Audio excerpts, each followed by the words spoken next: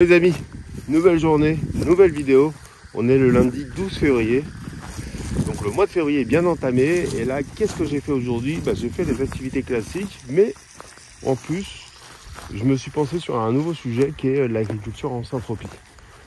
C'est un truc qui me parle de plus en plus. Alors ça devient à la mode en France. Ça fait une quarantaine d'années que c'est un mode de culture qui est en train d'être utilisé. Le premier qui a vraiment... on va dire vulgarisé et fait des études un petit peu plus scientifiques dessus, c'est un Suisse qui est parti s'installer au Brésil dans une ferme de 500 hectares. Donc 500 hectares, ça fait quand même de la surface qui était complètement défoncée. Alors, a priori par l'homme, c'est-à-dire que les terres étaient improductives. Et donc lui, pendant 30 ans, il s'est amusé, si je peux dire, à essayer de reproduire ce que faisait la forêt en faisant des systèmes de production assez complexes. C'est-à-dire qu'il plantait très serré, il faisait varier... beaucoup les espèces et il utilisait en gros trois strates. La strate du sol, une intermédiaire et puis la canopée, donc des très très grands arbres. Mais il y a quelque chose qui m'intéresse. Alors là, j'en suis pas à faire de la Saint-Tropez par exemple. C'est pas du tout ça. Même si là j'ai planté très serré, c'est pas encore ça. Mais il y a quelque chose qui m'intéressait énormément, c'était la taille. Donc vous voyez là par exemple, la taille. Alors je vais vous expliquer, je l'ai faite sur le manguier, mais je ne l'ai faite pas que sur le manguier. En gros, ce qu'il explique, c'est que quand vous taillez un arbre, vous le stimulez. Vous stimulez ses racines. Alors moi j'avais toujours entendu l'inverse, que si vous éliminez une partie d'un arbre, l'arbre va se décharger des racines équivalentes. Mais visiblement, c'est pas ça, c'est au contraire, quand vous l'agressez, il va comprendre qu'il est attaqué et qu'il doit se développer plus vite, donc ça va stimuler fortement ses racines. Et donc là, j'ai fait du coup une taille moyenne sur ce manguier, qui est assez dense, ici dans son centre. Ce qui est encore plus intéressant dans ce qu'il explique, c'est que en fait, les racines, elles vont, quand vous taillez l'arbre, elles vont libérer une espèce d'hormone qui va se transmettre aux autres arbres autour. Donc en gros, bon là c'est pas encore assez serré, mais si vous imaginez que vous avez plusieurs espèces collées les unes aux autres, si vous en agressez une, par les racines, a priori, ça va communiquer aux autres qu'il y a une agression en cours, et ça va encourager tout le monde à se développer plus vite. Donc vous n'avez pas besoin de tailler tous vos arbres pour les stimuler, vous pouvez les tailler de façon étagée. Et c'est un peu son concept c'est de dire, quand vous construisez votre système, vous mettez différentes strates, différentes espèces, et vous n'avez pas besoin d'entretenir tout en même temps. Vous pouvez tailler tous les X semaines, toutes les X mois, une espèce en particulier. Donc déjà, ça va faire du végétal au sol qui va se dégrader. Donc ça, vous avez deux grosses parties. Vous avez le verre qui est de l'azote, et vous avez la tige, qui est beaucoup de carbone, qui est de la lignine. Et donc, en fait, quand vous faites un potager, vous avez besoin de beaucoup d'azote parce que les plants que vous allez utiliser, qui sont souvent annuels, ont des racines superficielles et ont besoin d'azote, sont très gourmands en azote. Mais quand vous faites des arbres qui ont des racines pivots très profondes et des racines qui longent la surface également, une des façons d'enrichir le sol on va dire le plus pérenne, c'est de mettre du carbone. Et la lignine, il me semble que c'est beaucoup de carbone. Le rapport carbone est supérieur à l'azote. Alors, les branches de ce manguier sont encore vertes, mais on va voir sur le goyavier que c'était beaucoup de branches noires, donc de carbone. Donc là, j'ai fait deux choses. Je mets de la matière organique au sol. Et la deuxième chose, c'est que je dis aux racines, je dis à l'arbre, attention, je t'attaque, donc il faut pousser. Et donc, on va voir si ça le stimule encore plus. En plus, ce week-end, j'étais à un bazar aux plantes où je vais régulièrement. Et là, ma femme, elle est tombée amoureuse d'un kumquat. Elle nous a acheté un kumquat que j'ai pas encore planté, mais un très beau kumquat. Et c'était à une vendeuse qui nous avait vendu ces agrumes, celui-là et celui-là, de mémoire. Et on parlait et tout, et puis elle m'a dit, oublie pas de mettre de la cendre au pied, parce que c'est le moment pour stimuler la floraison et donc la fructification. Et donc là, j'ai balancé de la cendre partout. Alors il faut essayer d'arroser derrière pour que la cendre soit lavée un peu et pénètre un peu dans le sol. Donc c'est pour ça que je déclenche plusieurs fois les arrosages. Mais voilà, on va voir si ça porte ses fruits. Donc j'en ai mis au grenadier, j'en ai mis aux agrumes, j'en ai mis au goyavier, j'en ai mis pas mal. Et on va voir du coup si ça me fait des fleurs. Qu'est-ce que j'ai fait sinon aujourd'hui? Bon, j'ai tondu et je me suis occupé de 4 trous. J'ai rempli avec mes gros sacs de 30 kg de terre. Donc ça c'est fait.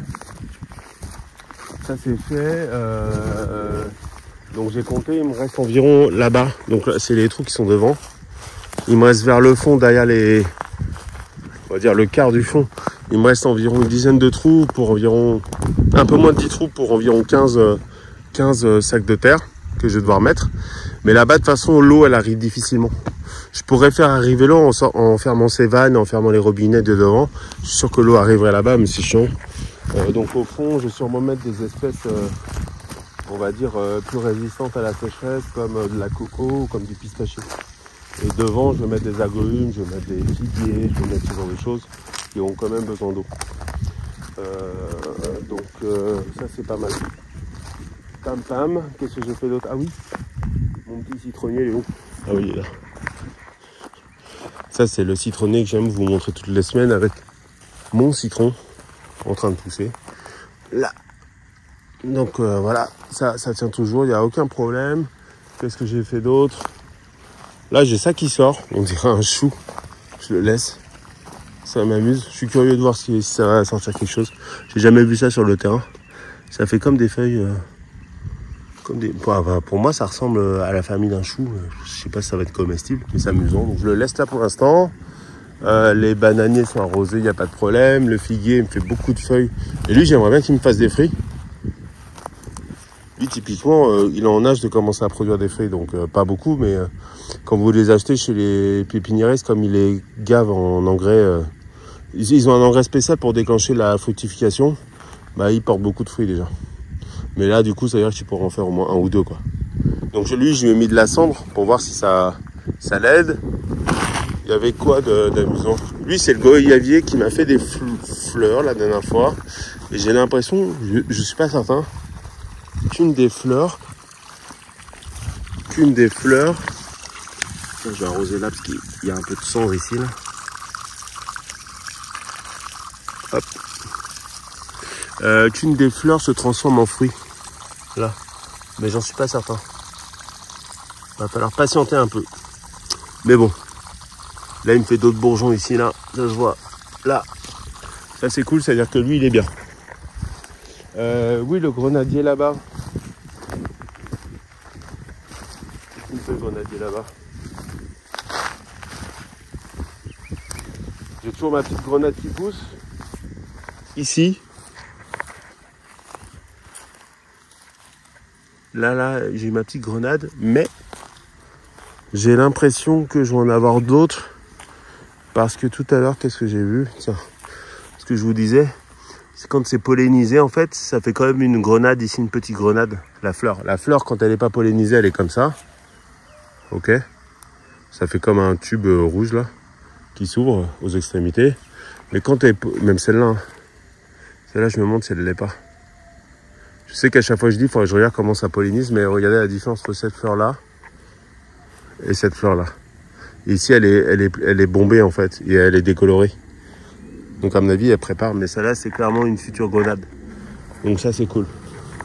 Celui que je suis curieux de voir, c'est le grenadier noir. Enfin, si c'est vraiment le grenadier noir qu'on m'a vendu. Super. En tout cas, ce qui est sûr, c'est que c'est un grenadier. Ça, il n'y a pas de problème. Ça se voit aux feuilles. Mais lui, j'aimerais bien voir les fleurs, pardon, sortir. Parce que si les fruits sont noirs, ça veut dire que les fleurs sont probablement noires également. Allez, vas-y, arrose-moi tout ça. Mais bon, il pousse tranquillement, lui. Il me fait des belles feuilles vertes, donc j'imagine qu'il est pas malheureux. Mais c'est pas non plus un foudre. Peut-être parce que ici, en bout de tuyau, ils reçoivent moins d'eau. C'est pas impossible. Ça, c'est censé être un durian. Et là, j'ai mon petit bananier qui vient normalement de Hawaï. C'est la variété bleue, mais il me fait beaucoup de feuilles, mais le tronc, il pousse pas beaucoup pour l'instant. Mais je le laisse tranquille. Le tout, c'est qu'il survive, qu'il s'implante, qu'il soit heureux et qu'il me fasse beaucoup de rejetons. Voilà. L'un des rares arbres auxquels j'ai pas mis de cendre, c'est l'olivier. Parce que je sais pas si il en a besoin. Des fois, je regarde pour la taille. Parce il part vraiment de travers celui-là. Il part vraiment de travers. Le papayer, paf, il me fait toujours ses fruits là. Par contre, ces fruits ils sont petits. Hein. Je trouve que pour ceux qui connaissent la papaye, après, est-ce que c'est parce que c'est un hermaphrodite? Un hermaphrodite, ça fait des fruits plus petits. Regardez par rapport à ma main. D'habitude, c'est quand même vraiment plus gros une papaye. Ah oui, d'ailleurs, en parlant de papaye, j'ai un autre papaye qui est sorti. Celui-là, je vais le laisser, je vais voir ce qu'il donnera. C'est assez amusant aussi, il est sorti. Ouais, c'est pas courant. Ça, j'imagine pareil hein, que c'est des oiseaux. Il n'y a pas trop de raison que là, il y ait des graines de papaye qui sortent. En tout cas, ça ne peut pas être lié à mon compost. Là, ici, là, entre ça, c'est le caca de mouton qui a été composté. Et là, j'ai un petit papayer qui sort. Enfin, qui est sorti, c'est bien papayer, ça. Sous un arbre, à l'ombre, au calme, au frais, j'ai envie de dire. On va voir s'il donne quelque chose. Puis, elle va être gênée un petit peu par l'arbre, mais c'est assez amusant. C'est assez amusant comment ça sort. Donc voilà. Et ben écoutez, j'espère que vous avez apprécié cette petite vidéo. Moi en tout cas, ça me fait super plaisir de la partager avec vous. Du coup, je vous souhaite une bonne semaine. Et un bon... Je sais pas quand est-ce que j'ai pu publier cette vidéo sur mon mardi. Mardi 13 février. Donc un bon mardi. À très bientôt les amis. Ciao. Bye bye.